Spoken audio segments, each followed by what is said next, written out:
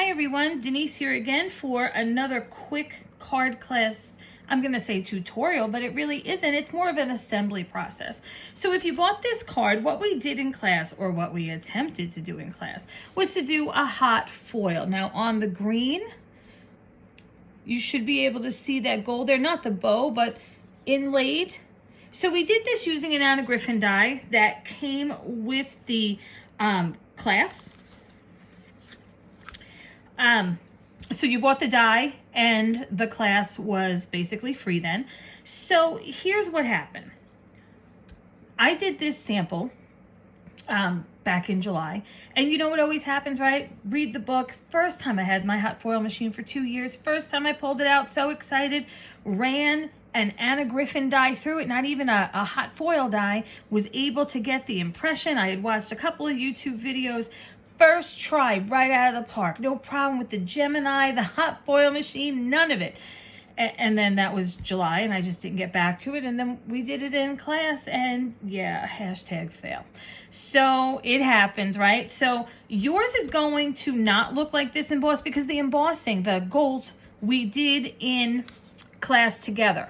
Now, what we ended up doing, because I just couldn't get the gold to work on this, was we ended up making a panel of magicals, and we ran that through.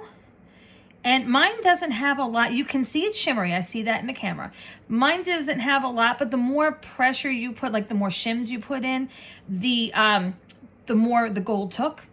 We also heated it a little extra as we learned and went through things, and that kind of helped. So the final card is not what we ended up doing in class. So it goes when you teach, right? That's what happens. You would need a hot foil machine and this die to get the gold, not the gold background, the gold on the tree. Here's what my suggestions were, because everybody took this tree home then since we couldn't do it in class. My suggestion to you is to get some gilding flakes, some gold gilding flakes, and put maybe a little line, either follow the pattern that you may see, you should see in your green tree.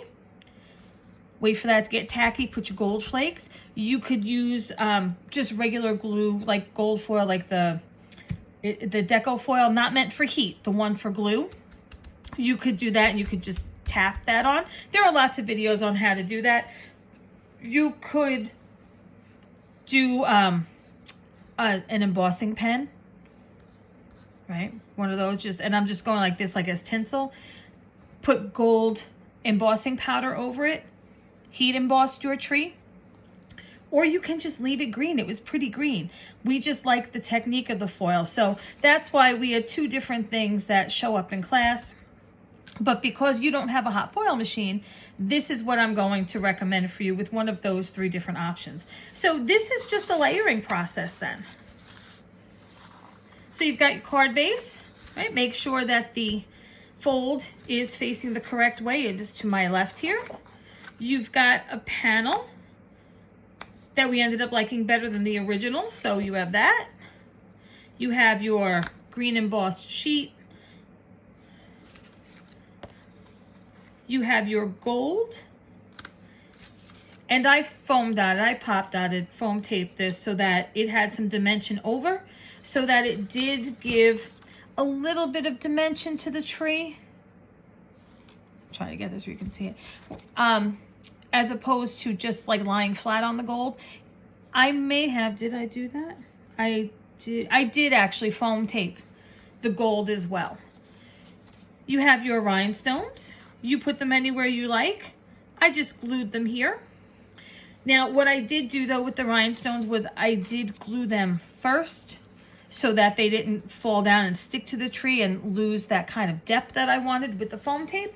But if you're going to mail it anyway, it's going to get smushed anyway, so you can go ahead and put it together and then glue down your rhinestones wherever you'd like them.